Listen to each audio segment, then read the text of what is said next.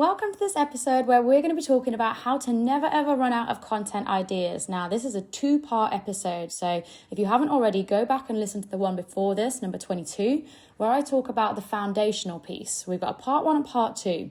Part one is your fallback system.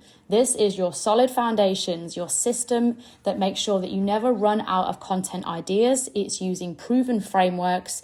You put in your business ideas, and that system is always working for you. So even if you have no new inspiration, you have a system that can produce unlimited content ideas.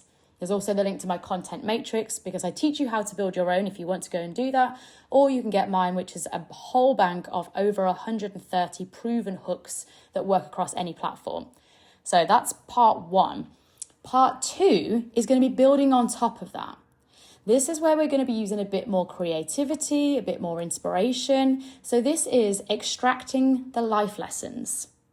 You can see why I wanted to do foundations first so that you've got that reliable system in place. That should be your go-to. But this is the more interesting one because this is your real original content, authentic content. This is the stuff that only you can create. And so what I mean by extracting the life lessons is you going about your daily life and looking at the small things that happen to you or with you or around you, looking at them objectively and asking yourself how and why it happened that way and what lesson you can extract from that situation or scenario to give to your audience in the form of marketing. And this is so interesting. You will have come across this and seen people do this.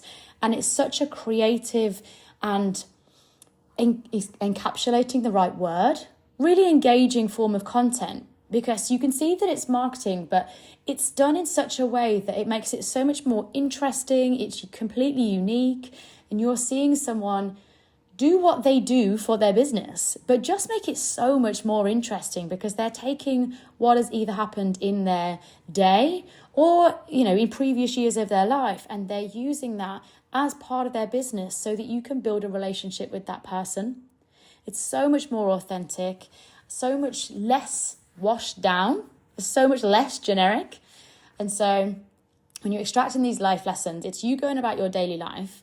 It's remembering that your life is way more interesting than you think. So if you're sat there going like, nothing happens to me, like my life is boring.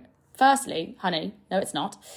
There are things that happen to you that are so minuscule that you probably don't even notice. And so this is your reminder to really be present because there will be so many things that actually there are business and marketing lessons that you can extract from your daily life that would be relevant and meaningful for your audience. I'm going to give you some examples, but I just really want you to remember that your life is so much more interesting than you think and that there are business lessons all around you. So it might just be that you're not seeing them yet. So as a little exercise here, think about a time, ideally recently, because there will have been something recently. Like when I give a few examples, you'll be like, oh yeah, this has happened to me. So ideally in the last week, but sometime recently, think about a time where someone did or said something that you weren't expecting. Maybe something happened or you were witness to something, or you were just in a scenario that it was not quite your muscle memory. I'm sure you have the places that you go to all the time, the things that you say all of the time, and there'll be a lot that is just done on monotony and muscle memory. But where did something happen where it wasn't the usual? And you were like, okay. Now we're going to dig into that. So to give you some examples, maybe you were given too much change back in a supermarket or cafe. Maybe your coffee didn't taste right and you had to ask for it to be remade. And that even though you go to that coffee shop all the time, it tarnished your relationship because even though they made it right 10 times out of 11, that 11th one, you were like, oh, that's not as good. Which, by the way, these are the people that leave bad reviews. They can have 9 out of 10 fantastic experiences, but if their meal isn't perfect on the 10th one, they'll go and leave a bad review. How many times have you seen this online? People will go to brands and stay loyal to those brands for years, but one bad experience will cause them to leave a bad review. I feel so sorry for companies and brands when I read reviews, because I do go and read reviews, but you can tell that someone is glossing over years worth of good customer service and that one bad experience took away. I mean, here's a lesson, as if I'm giving you a lesson in the teaching. The lesson is that you can build trust with someone for years, but it only takes one bad circumstance or one bad scenario to break their trust. And unfortunately, that's enough, that they'll be willing to go and leave a bad review about your business despite years of great quality service. One bad time is enough for them to go and tell or be willing to tell other people about it. I love that I just gave you a business lesson whilst telling you how to extract the business lessons. You are welcome. My mind baffles me sometimes. Okay, giving you some more examples. So too much change back is one. Food or coffee not tasting right, you had to ask for it to be remade. Maybe you saw something in the news that changed how you felt about a certain brand or person or company. Maybe you're reading like an article, or you saw something that was trending. You just saw some media about someone that you already had, a certain feeling for, and that media didn't sit well with you. And you were like, oh, and it changed your opinion. What did that circumstance and the relationship that you have to the important person or brand, the important thing in this situation, what did that circumstance teach you? And how could you turn that into a lesson for your audience? I'm going to show you how to do this. But I just want to really recap, why this is so needed is, especially in a world where ChatGPT is doing the most and more people are using it. So we're going to see more and more really generic educational content. We're already seeing it in comments. We're seeing it in messages. We're seeing it on sales pages. So it's really your duty to create authentic, original content. This type of storytelling content that is about the life lessons that you've experienced, the conversations that you've had, your experience navigating through life. Nobody can copy that. That is uniquely yours. And so this is something that if you can get better at doing this and just get into the habit of doing it, you're never going to run out of content ideas, because you've already got, thanks to part one, you've already got your solid system in place. So that's your fallback system. That system alone would mean that you've got 21 years worth of content. Because if you do, as I showed you, pour in 20 ideas in each pillar and then times that by the 130 hooks that are on page 2, that gives you 7,800 content ideas, which is posting once a day, enough for 21 years. You're welcome. And so if you've already got 21 years of content, this is all bonus stuff, but this is really interesting stuff. So whilst I have said that it's part 2, I tend to lean into this stuff first and then use the content system as a backup, because this is far more interesting. This makes it more relevant. It's more up to date because it might have been something that happened either today or this week. It's far more engaging because it's a story about me, my life, and the lesson that I'm giving to my audience. So for you and your relationship to your community, it's going to be far, far more interesting because they're going to get to hear your take on things, but also it's going to build this know, like, and trust factor far more because they're really hearing a day in your life, but how you reacted or why something built trust or why something broke trust with you. They're going to get to really see your vision, your values through this post. So it's not just great storytelling, it's a great relationship builder. So really, and it just can't be replicated. So we love that side of stuff. Okay, let's get into how to actually do it. So there's 3 parts to this. If you want to grab your notes up on your phone, grab a pen and paper, there's 3 parts to this. Part 1 is what happened. And I want you to just jot down, and this can be just bullet points, but this is the framework that you're going to use to create the content around. So for this, I'm going to assume that you've got a scenario in your head, or at least you're going to have this framework so that when something happens, you can go use the framework. You've got it in your draft somewhere. So part 1 is what happened. Jot down 3 bullet points, or I'll leave it blank if you're wanting to use this in the future. Part 2 is give us the context of that situation. What do we need to know about that situation to make it meaningful? So do another little 3 bullet points there. And then the third part is the takeaway. This is what you learned or what you took away from the situation, or the business lessons that your audience can take away from the situation. the what is in it for me with them. This is the part where you're explaining why you're telling them this situation. So to give you an example of this, I don't know if you remember, but I stacked it in a CrossFit class. It was about September, I think, end of August, start of September. So I'm going to tell you the scenario, and then you'll get to see it let me do it in this framework, the what happened, the conditions or context that give you more information about that. It gives you more background so that you understand why it happened in the way that it happened. And then I give you the business lessons that you can take away from this. So what happened? Here are my 3 bullet points. Fell over in CrossFit. The camera was watching, so I tried to move quicker, and I compromised my technique and I tripped. That's what happened. Tripped is putting it lightly. I hit my shin bone off the corner of a wooden box, fractured my, I think I chipped my shin bone. I did a lot of damage anyway. It hurt a lot. Now, the conditions of that give it a bit more context, give you a bit more information so that you understand like a bit more colour to that scenario. So the conditions were, I hadn't trained cardio in 2 weeks, so I was out of breath quicker. So I was already getting tired by this point.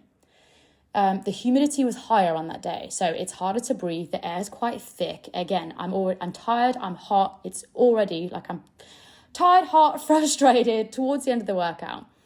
And the third one was I was trying to look faster, better, or more impressive because of the camera watching. A little bit of false big dick energy here. Big dick energy when it had no business being there because I was already hot and tired. So now you're getting a bit more scenario, a bit more colour to the picture. You can see that it's not just a case of I fell over. You're hearing about the pre-existing conditions in that scenario that led to me tripping. Now we're going to break it down to what I learned or business lessons that you can take away from this. Number 1, this is why we train regularly. Just because I could do that move easily 2 weeks ago, you can't be skipping the basics or skipping consistency and expect to be at the same level. It just doesn't happen that way. So the lesson is this is why we train regularly. You can't just, take a whole break and expect to come in with the same either gusto or skill level or same level of knowledge when you've been out the game for a little while. Even if it's just a short break, it's going to take you a bit of retraining to be at the level that you were when you were doing it daily. The more frequently you train, the better your reps get. Again, it won't feel like such a hard struggle if you're doing this frequently anyway. That muscle memory will be there. And then the last point was, don't try to be cocky beyond your ability. Big dick energy doesn't work if you're not performing at that level regularly. You get big dick energy when you're consistently performing good quality reps and seeing wins regularly. So you can see there, I've used that 3-part framework of what happened, what were the conditions you need to know to understand a bit more about that scenario and why it happened in the way that it did. And then lastly, what I learned or business lessons that you can take away from this. I don't know if I actually created that into a post, but I did on my TikTok. I'm going to give you one because you can do it in that way with either a single scenario or single transaction, or you can do it in a bigger life lessons one. So for example, I've done things like how CrossFit helps me to be a better business coach. And then I go into, lessons from CrossFit or ways that I do things that apply or shape how I work as a business coach. I also did one called 2 business lessons that I learned from my Balinese laundry owner who helped me when I was injured. And I went on to talk about how he helped me without any ask and how this improved my customer loyalty. And that meant that I would drive further across town past multiple other laundries to keep going back to this man because he'd helped me. And this is the law of reciprocity, is I felt not obliged, I wanted to reciprocate by going back and being loyal to him because he had helped me. Just telling you a little bit about the post there. But you can see how using the framework of what happened, what are the conditions, or what do we need to know about that situation, and then what are the business lessons that you're extracting from this. So you can still use and still do use the original framework for content of hook, story, close. But this is just you bringing a bit more relevant storytelling into it. So You can either use hooks like, for example, X lessons that I learned from Y. So that would be my Balinese laundry owner man, for example. Or it could be how X helps me to be a better Z. You know, how CrossFit helps me to be a better business coach. How entering pole dancing competitions helps me to be a better business coach. How doing X when I was 4 helps shaped me to be a better nutrition coach now. You know, there's lots of little lessons there. So it can be general life lessons, either about past hobbies, experiences, jobs, you know, how working in a multi-million-dollar company helped me to be a better sales coach now. So it can be either bigger stuff like that, or extracting the individual lessons from your daily life. What's happening right now? What conversations are happening right now? What transactions are happening right now? What is your relationship or experiences? What's happening in your daily life right now? And how can you turn that into a lesson for your audience that they will be able to either get value from or take away and implement something into their own business? So this is just a really, really interesting way of creating really unique and really original content. So I'm really, really excited for you to use this lesson. And you can see how when you've got a solid fallback system of unlimited content ideas, and you know, if you weren't able to be inspired or think about anything new, you've got a reliable system in place that can think for you. You know, you've got that, you know, in the back closet, but that you're present in your daily life and you're constantly just absorbing and being in the conversation and being like, wow, I can take that and I can turn that into a lesson for my audience. There's something in this conversation that I've just learned something from. Let me go put it into action. When you're present in this way, there's lots of things all around you all at the same time. And so when you're constantly keeping yourself inspired, and this is, if you don't feel inspired, this is because you're either not going to new places, not in new conversations. So you've got to get a little bit outside of your either hometown or the places that you work consistently or the places that people that you speak to consistently, because you're going to struggle to feel inspired if you only stay around places that you already know. Inspiration comes when there's newness around. So you need to get yourself into new environments and new conversations. Places where you've got no existing relationship to the setting. If you've already got an existing relationship to the setting, muscle memory switches on, you're not really that present. So this is your sign to go to new places, speak to new people, and you'll be far more present and inspired as a result. And then that is where your unlimited content ideas from just extracting the life lessons from your daily life. So you can see how when you've got that system in place, plus you're extracting daily life lessons as you're going about your normal everyday life, there is no possible way that you can ever run out of content ideas for your business. Whoop! I hope that you've enjoyed this lesson. This is a bit more shorter, but this is absolute gold. I want you to go practice this. Use those 2 hooks of X lessons that I learned from Y, or how Y helps me to be a better Z. And go look at things that you can look into, either your past experiences, your hobbies, your past workplaces. How can you turn that into a takeaway or give value to your audience, or just help them to see you in a different light and really connect with you? I hope that you enjoyed this lesson. I really loved giving this lesson. I love doing this stuff like this because it's just far more unique, original content. It can be super quick to create because you can just grab your phone and get recording. And this is the thing, when inspiration hits, go act on it. You know, even if you just jot some notes in your phone to decide to come back to it later, or you record and you make the video there and then of just like, guys, this just happened and I want to come and talk about it. This is really, really engaging content. So create it quickly, tell your story, and get it out there to the world. All right, guys, if you enjoyed this and you enjoyed hearing about how I constantly come up with new ideas and create engaging storytelling content as a result, this is what I teach inside Sold Out Sales Academy. And so if you're someone that wants to get their name, if you want to apply, I'm going to drop the link underneath here so that you can apply. I'll review your application and we can see when the next possible start date is for Sold Out Sales Academy. But if you enjoyed this episode, share it to your stories, Sarah Buckland Coaching. Don't forget to tag me so that I can reshare it, and I'll see you inside the next episode.